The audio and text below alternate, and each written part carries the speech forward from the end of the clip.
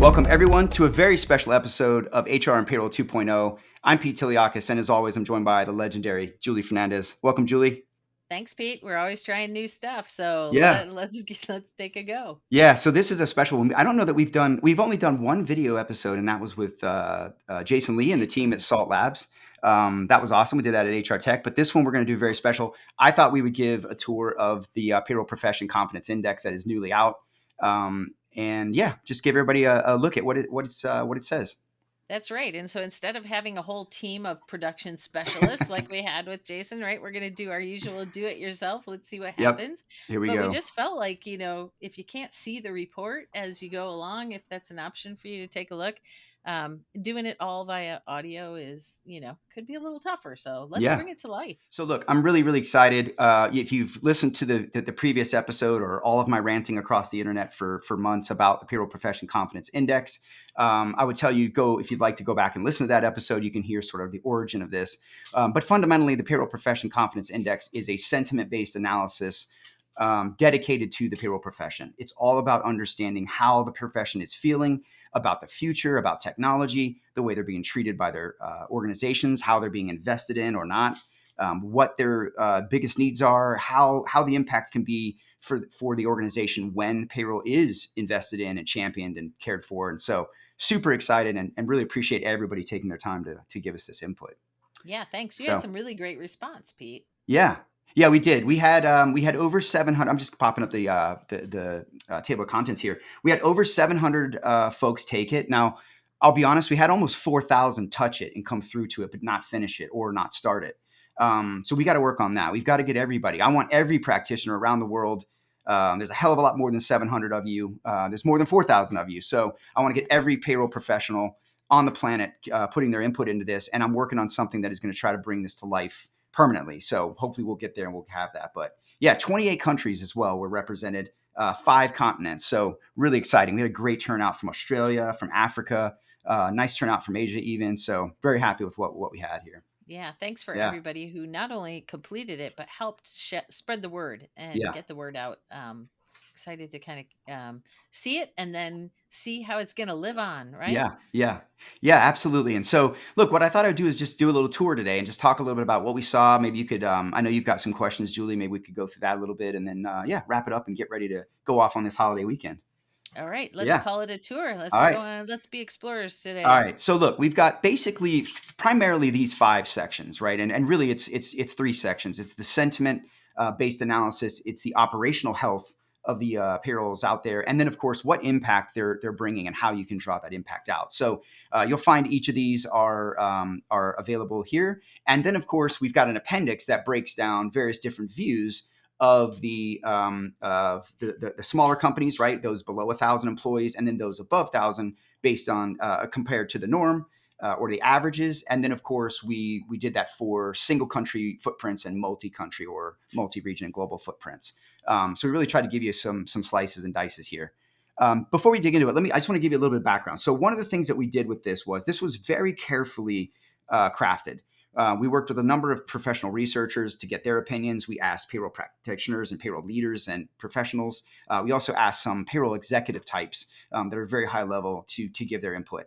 We asked for some of the payroll associations to help us. The payroll org was generous enough to give us their opinions as well. And we had a lot of input on this. It took well over a year. I know you looked at it, Julie. And so what we did was we really built this on kind of an NPS sort of style. So the majority of the questions are single answer questions rating from 1 to 5 or picking from 1 to 5. And in some cases, there are places where we allowed people to pick top 3 or most impactful in a group. So there's multiple choice, but primarily you're going to see largely that. And I'll explain how we reported this out.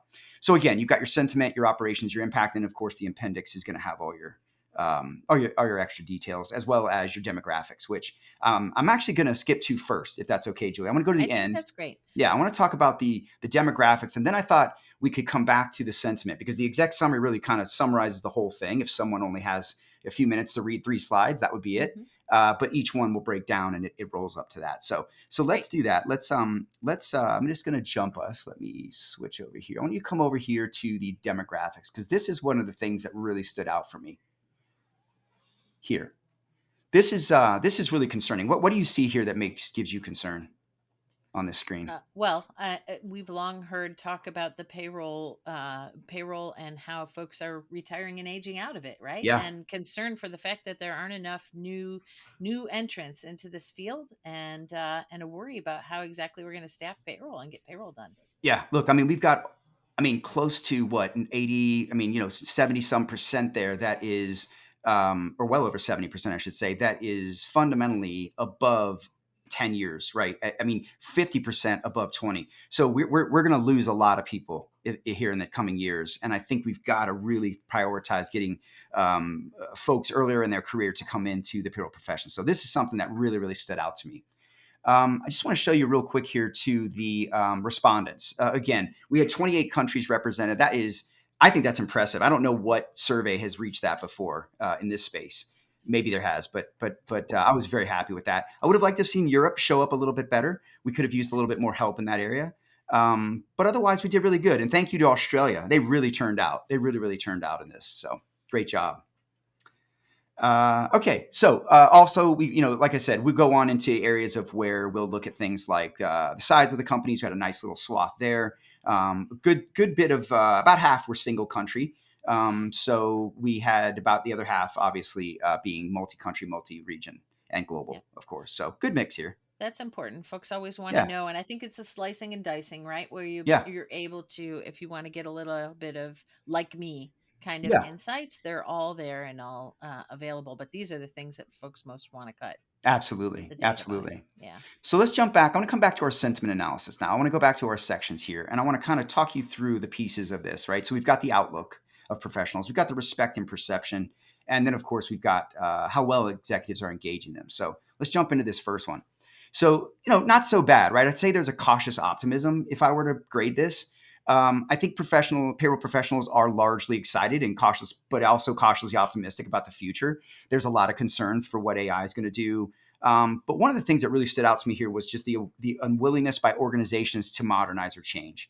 I think that's probably one of the biggest barriers to payroll right now. In addition to the shrinking talent pool, right? We're just seeing it's what I think is driving a lot of the managed services right now. In addition to some of the innovation transformation as well. So positive, pretty much here.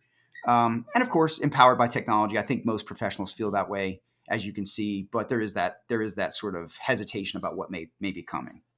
Yeah, and I So do think, in that top concerns where AI and automation, digitization show up with the yeah, aging workforce that we talked about, I mean, it stands to reason that folks that are in the field and, might not be in it for that much longer are thinking, either this is going to take my job away or, it's not such a big deal because it's all getting automated anyways. And yeah. neither one of those ends of the spectrum is really all that keen, right? Yeah, yeah, and look, again, I'll say I think AI is friend, not foe. I think it's a tool. I think it's going to be an enabler, and I think it's going to create some really interesting careers for people if they can lean in and become champions of it. Absolutely. Yeah. Okay, let's All keep right, going in let's sentiment go. here. Here's where I really got upset. This is concerning, right? We've got about half of the professionals feeling highly or very highly respected. That means less than half, or about half, or I'd say less, obviously, are not, and that's a problem. We shouldn't have. We shouldn't have. That should be a small number, if anything. It really needs to be zero, to be honest.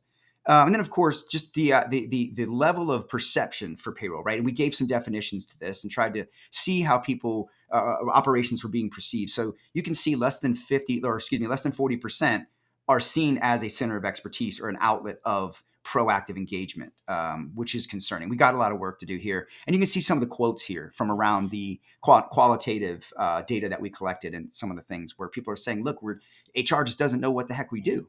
Pete, the Yeah. one immediately to the right is the one that struck me the most when I had a Yeah. chance to see this, and that is, I hear a lot of times that this idea that everything comes together at payroll, and it's always just in time. There's not a lot of extra time accommodations when you're trying to get payroll out on a schedule, and it becomes payroll's fault. Oh, And in yeah. fact, Yeah. a lot of the failures that are happening at that juncture of all of those key processes don't, the root cause is not payroll. And Yeah. so that just makes the job all that more complex. Yeah. And yet that's where the symptoms appear and where things get loud. Yeah. Yeah. Look, I'll go as far as to say it's a systemic ignorance, if you want to be honest. And I don't mean that in a disrespectful way. I mean that to say that people just don't know. I mean, how many times, Julie? I know you've been there. I know you've been there. I've worked in a Fortune 100 company as a payroll leader. I have advised many of the biggest companies on the planet around payroll in my consulting days, and I can tell you how many times I sat in conference rooms with major decisions or major actions that are happening around the business that were causing impact to humans, which they almost always do. Um, and anytime anything even sounded remotely close to payroll, most of HR was shoving their fingers in their ears, running for the hills. You'd have thought we'd have dropped a bomb in the middle of the room or something, right? It's like, I mean, and what drives me crazy about that, and I posted this the other day, is that I know as a leader, my team and we knew more about HR and the business than HR thought they did. And a lot of times we were coaching them on what they should have been doing because they had no clue, because they're so siloed and so focused in their world. And what they do is so important that they don't take time to understand any of the integration or synergies with the other teams. But we don't have that choice in payroll. We have to understand the process, everyone's process, every business process, because it all rolls down to us. And so um, take a minute and go have a conversation with one of your payroll people. Listen to them. They actually might know a hell of a lot more than you're giving them credit for. And the less than stuff has just got to stop. You're absolutely tying both your feet together. It's like a one-legged sack race. You know those, you know those sack races at the fair or whatever you do, or you get with a buddy.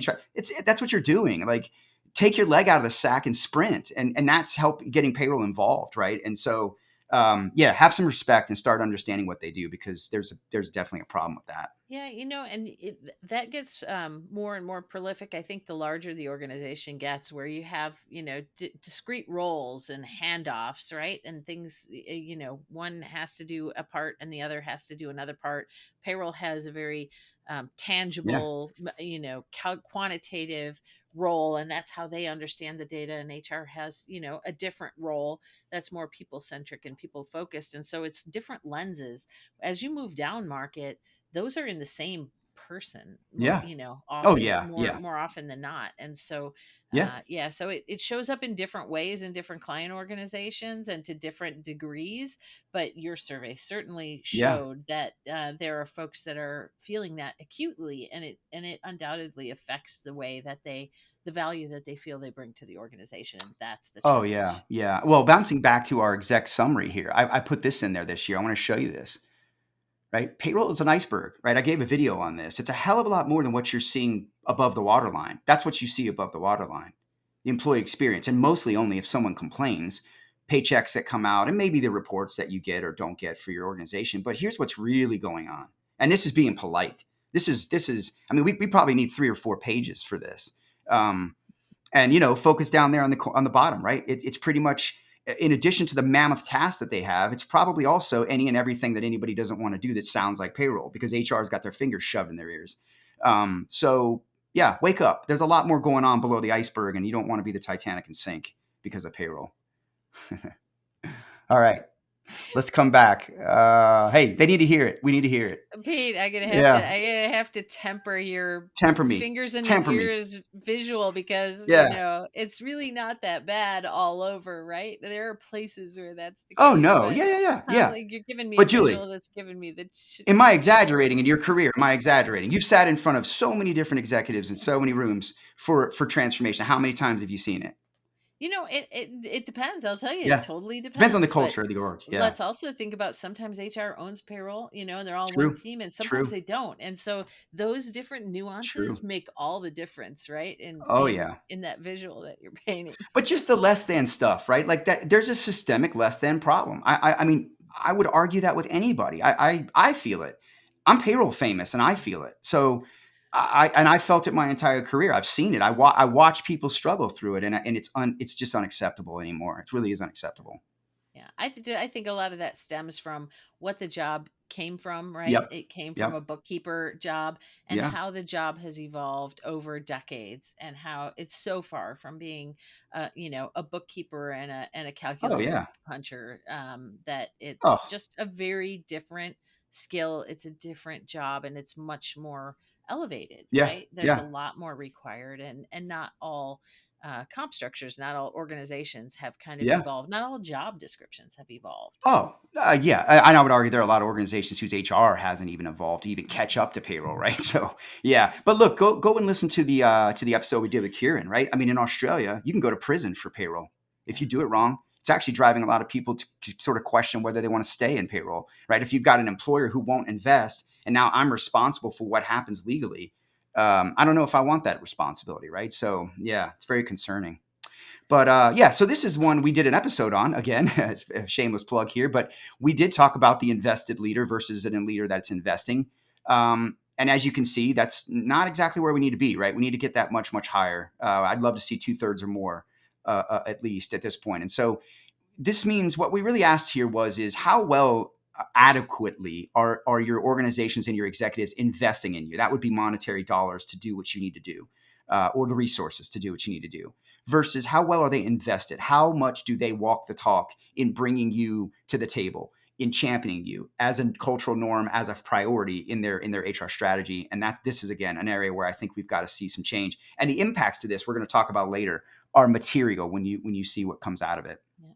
Yeah. I'm sure as we think about just making this available in some form in on an ongoing basis, Yeah. I think we should have a goal here, Yep. 60% Yeah. by, whatever. And so more to come on that, Oh, right? It yeah. feels like Yeah. a challenge that we should rise to. We do. We do. And this is the first iteration. We're gonna keep this going. We learned some things from this. I have to admit, there's things I would have done differently a little bit, but I'm very pleased with how this came out, and the reception has been amazing. And thank you to everyone who's seen this and complimented me. I really appreciate it. It wasn't about that. It's about the profession, and if that's all we get out of this, I'll be happy. So, yeah. All All right. right. Did we check Let's all talk the operations. sentiment boxes? Yeah, let's move That's to it. operations. Let's do it. Here we go. Operations. So here we're going to talk operational health. We're going to talk about the digital technology impact. And we're also going to talk about what payroll investments are actually key. And there's some surprising answers here, which I think really, really came out to me. So let's talk about first maturity, right? We've only got about 12% of the population that responded to us saying they are operating in a fully mature state. And we provided definitions of what that was, mostly around tech. We couldn't get so deep with this to get too into your all of your operational maturities, but we really just looked at the infrastructure, how harmonized, how centralized things were, and so we gave that in the appendix. So you'll see the levels in the back, so you can kind of gauge yourself if you'd like. Centralization is decent, right? We got about 60% saying they're centralized. Now, keep in mind, half of these were single country. So I'd have to probably dig later with you to see the centralization with I was the, going to say that yeah, there's a much little less for like that. sure. I think it's in the Yeah, 50s it's with your, surprising when you look domestic only. So yeah, that's an area yeah. where slicing and dicing makes a difference. Yes, and you're gonna see that here at the bottom. And keep in mind, what we did here was, again, MPS style. We looked at all of the folks that answered. Again, on a 1 to 5, we said 4 and 5 being the higher end, 1 and 2 being the lower end, 3 kind of being neutral. When we were looking at this and saying, fully centralized, right? We're looking at those that gave 4s and 5s for those answers. So what I do in the back is I normalize those against the types of customer as well, or the respondent as well. But really what we're looking at is who is operating at the high end versus those that are not. And so that's how we've kind of carved this up, just to clarify. Right. And then one thing I think is really concerning here is the viability, right? We've only got about half of the organizations saying that they have confidence, a high level of confidence, that their operations in payroll are able to support the strategic direction of their business in the next 3 years. That's a problem. That's a problem. And we got to fix that, because that's a competitive gap right there for you. Yeah. All right. Yeah. Let's I mean, go. not Yeah. supporting payroll is not an option for operations, No, right? So no. yeah, let's keep moving Yeah, here. and it's more than the paycheck, right? I mean, you can really get in some trouble if you don't do these things right with taxes and other things. Yeah. So we did only ask one technology question in this research, and the reason for that is because we didn't want to make it so much about technology. There's plenty of research on that. We wanted it to be about the practitioner and the leaders that are out there running and managing our payrolls. And so you can see kind of not a huge surprise here. Obviously, AI didn't jump up to the top, but I think you can see that cloud technology has been the most enabling solution. And these were ones where we asked multiple choice. So you're not going to see a total to 100 here. I should probably note that in our report revision. But yeah, so obviously mobile ESS making huge impact, analytics. And interestingly, there were some differences in how these came out for smaller versus larger companies that I'll point out as we get to the end. But yeah, just a quick look at what they thought about tech. Yeah. Now, here's what I thought was interesting. When we asked about the most impactful investments that you could have, we asked what is it, right? I mean, and again, here's where you could do top three. So this is not going to equal to 100, but look what's first there, Julie, right? I know. I know. The Education. first three, Yeah, actually. When I yeah, looked at this, just putting those first three together and saying it's about the talent and the skills and the and it's, respect. yeah, Yeah, and the respect. And that is just yeah. screaming out of these results, Oh right? yeah, and cloud technology popped up obviously all the Yeah, way to the of right. Now course. your transformation was key for the multi-country orgs. I note that there, and I'll show you that. I'll show you that later here on our breakdowns. So this was surprising to me. I actually sort of thought transformation would have been higher. But this is good. This is cool. This is cool to know. This is good to know that our folks are asking for help.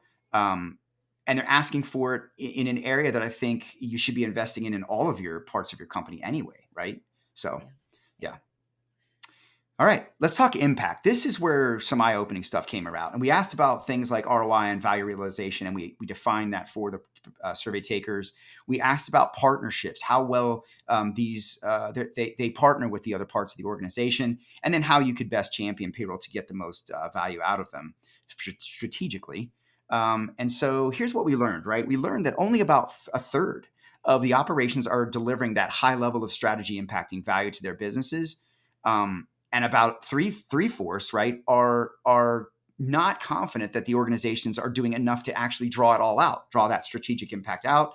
And then, of course, 66% are not in confidence, highly confident that their corporate cultures and their executives are aligned to even elevate payroll to begin with. So they've taken their eye off the ball, so to speak, or never put it on the ball, I guess you could say, and missing out on a lot of value and opportunity here, really. Yeah, and I think the other thing could be, in some situations, it could just be that that message and that importance Yeah. is making its way down to the folks that are actually doing, the work. Yeah. Because like senior leaders, we often in conversations with them, they will poignantly say, like, payroll can't go Yeah. wrong. Like, we cannot have a big bomb in the payroll space.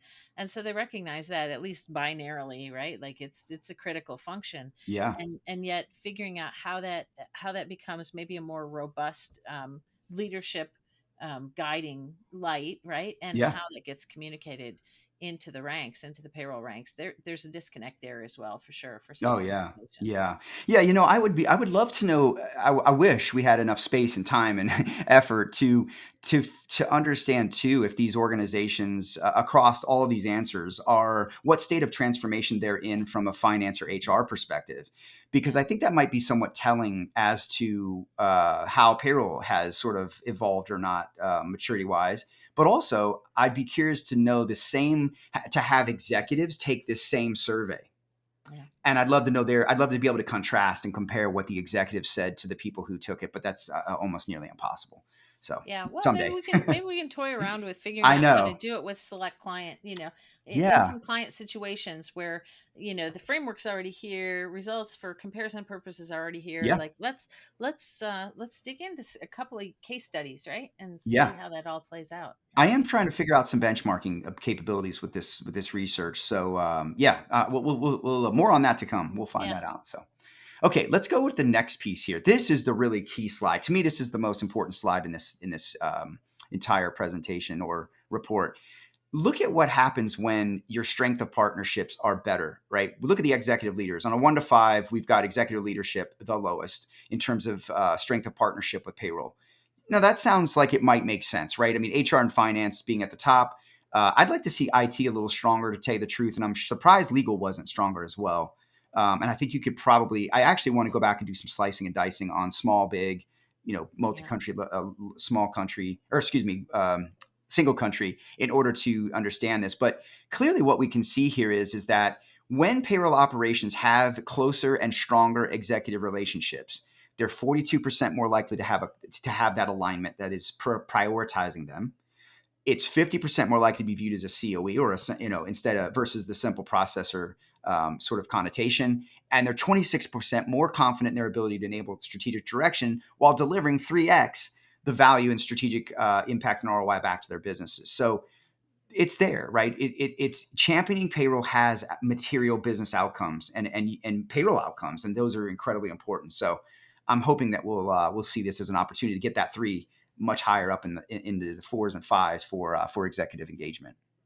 Yeah, and I'll be Yeah, excited also to see, how can we use some of these findings to figure out, a quantitative impact to a business yeah, case, for example, because that's yeah, always one of the sticking points in trying to get approval or trying to get buy-in for some sort of a bigger transformation. And so it feels like we have you have found the beginnings yeah. of something that might be quite useful.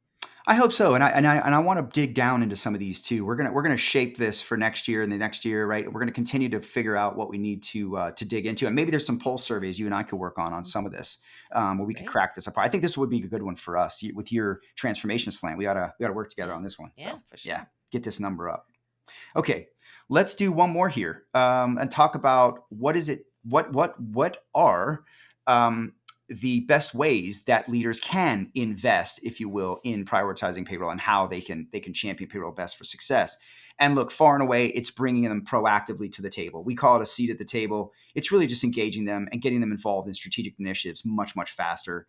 Mm. Investing and engaging them to prioritize it within your culture, and making sure that they have adequate investment to actually do what they need to do. So, yeah, not a lot of, not surprising here. I don't know what I was expecting on this one, Yeah. but I think the things that I expected to bubbled up well. And I was happy to see that budget didn't just hit the top because I think there's so much more to it than just money. That was one of my Yeah, first observations too, as well as, in the bottom right, you have investments in the payroll operating model yeah, modernization. And then the top left, like, so those middle couple are are the areas where we actually see the most client work happening, right? yeah, So actually, hands on, there's some very tangible things that you can do between the operating model and the integration strategies and kind of figuring out how all the tech yeah, piece fits together that really can start to bring some of this to life. And that's where I see a lot of clients focusing, is in that spot. yeah. It's very tangible. Oh yeah. So Oh yeah. It's good great stuff. And story look, there. I think what we're hearing is payroll say, give us an opportunity, give us a voice, invest in us, give us the ability to actually perform our jobs at without one leg in the bag, right? I mean, Yeah. let us run with both legs and let us sprint and show you our skill and show your athleticism.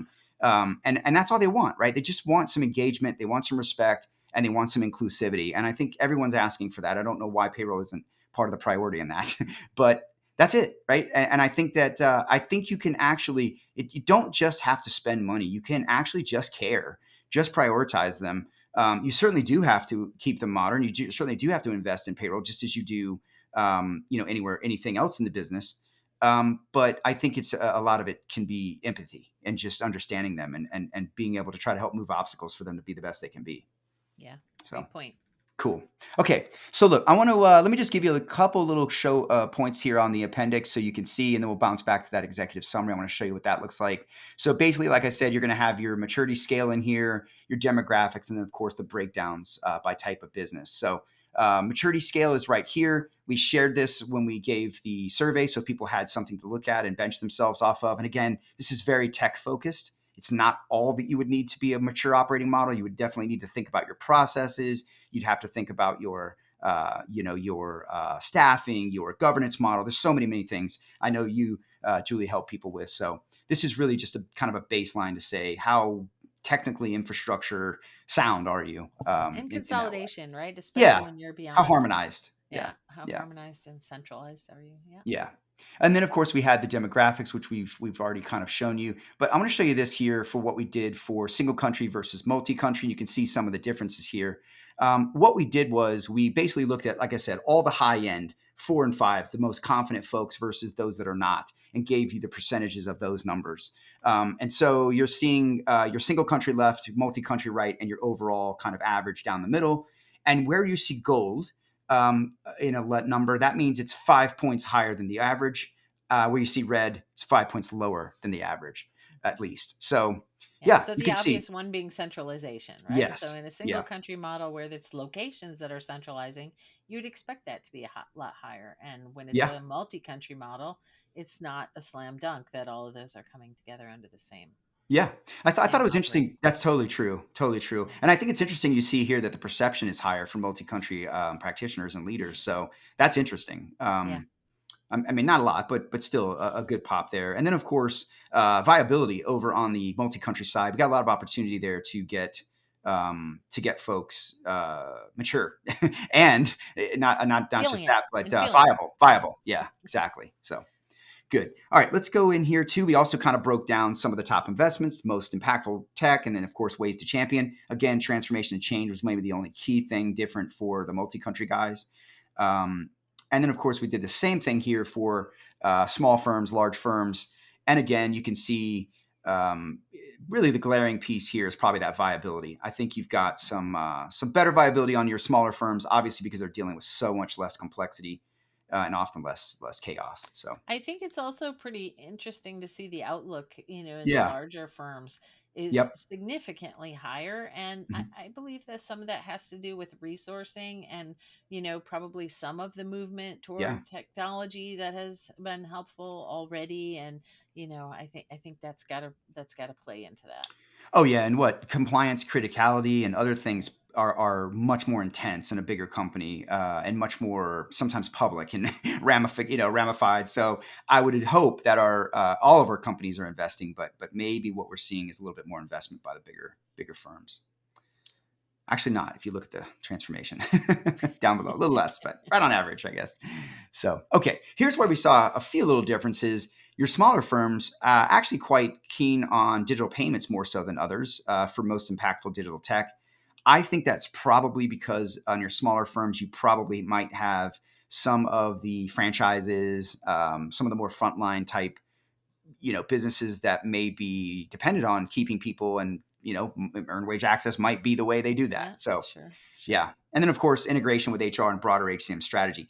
That is not surprising to me. I've been hearing a lot of my smaller business firms I talk to. My wife is a small business practitioner, HR practitioner, where the organizations are needing to go from fundamentally being a process centric HR to being more of a strategic centric HR and getting away from just doing payroll time and benefits and getting to more talent science and, making sure that they are using analytics and data to help them make better informed decisions and talent, be more talent and cultural focus. So I think that's a growing issue with a lot of folks out there, Yep, for younger sure. firms. So, okay, and then of course I give a little thank you here. But let's go back to the exec summary, and we will pop up. I just want to show you what that looks like. First of all, we gave you what I would call the report on a slide. So this is really this report. In one page that you can kind of look at. It's a nice infographic we're going to be sharing, and we'll be making some more of these as well. And you're welcome to share it as well if anyone out there wants to pass it around. If you come here to the my iceberg, we already saw this, but this will give executives an idea of kind of what payroll's doing. And then, of course, we just sort of summarized and brought up a number of the points across the key points across the report here for you to have a quick 4 slide read. Probably take you 15-10 minutes, Yeah. and you could digest all this pretty quick. So, So, Pete, what I so yeah, think is the most interesting speaking point about the executive summary here yeah, is the experience that we had when we were at the executive summit in the yeah, payroll org a couple of weeks ago. And here we had a forum with 60, yeah. 80. I don't know exactly how many. We had a good number of executives It was there. 50 plus. Yeah, And 50 plus, yeah. yeah, And so we started the day, really trying to interact with senior leaders around yeah, these things. And very quickly, while we'd pulled a few excerpts from the report, very quickly the conversation really got very robust around change and yeah, change management and the idea of bringing change to the organization, in payroll and the payroll touching impacts to that, and some of the war stories or the perpetual mysteries of doing that. And Yeah. to me, it was just very encouraging to see that senior leaders are engaged and, easily and quickly in thinking about, the challenges that it will involve Oh to, yeah. to boost the game, right? Yeah. And to engage and to really, make a run at some tangible things in this space. and Yeah. uh Yeah. and I don't know, there's nothing about the data that would have expected us to go there, but leadership is engaged and they are interested in. And Yeah. that, I thought, was, that since this is all about sentiment, to me that was the greatest, Yeah. reinforcement of your work, was to see that happen. Yeah, yeah, yeah. Cool. I appreciate it. I appreciate it. Yeah. Look, I mean, that's all this is about, is just awareness, just bringing people a message to say, to help change the narrative for payroll. And I hope that's what we've done. We had a good turnout, but we got to do it better. We're going to do better next time. I'm hoping to keep this thing alive. I really am working to put this online forever, so that people can come and use it. And I hope maybe I can get to a point where I can help you benchmark with it. And if anyone wants to use it with their customers, or they want to use it, you're welcome. Just download it. I'll put the links in the description. Reach out if you have questions. You want me to come talk to you about it? I'm happy to do that. And yeah, just want to get it out there and get more people to be aware of what's going on. So, listen, on Yeah, behalf of everyone, I know you've heard this as yeah, well, through individual feedback, but thank you. This is a yeah, passion project of yours, and it's the first of its kind. I know, focusing on sentiment in a functional area that is so important to all of us and really critical to yeah, companies, and feels like it needs a pat on the back, and also, a little cheerleading, to let folks know that, we know the criticality, right, of yeah, payroll in the organization. So, yeah. Thank you so for that. now we actually see, there's actually something tangible to look at around payroll Yes, sentiment. I And love thank it. you, I thank you love for it. that. Yeah. Look, thank you. And let's thank payroll, right? I mean, we couldn't have done this without payroll. We couldn't have done it without the associations that helped. Everyone that got involved. Thank you so much. I'm a servant leader. I'm here to just be a voice. That's all. So That's Pete saying, we love you guys. I love you. I do love Until you guys. next time. All right. Well, look, hey, thank you so much for doing this, Julie. Thank you for all your help as well. Thanks for You everyone that bet. listened. Go check out the report, share it, like it, and let's do better on the next one. Let's get more. Let's get 1,400, 1,000, whatever it is, whatever we got to do to beat the 700. Let's raise those numbers. Let's get more people involved, and raise the awareness for payroll.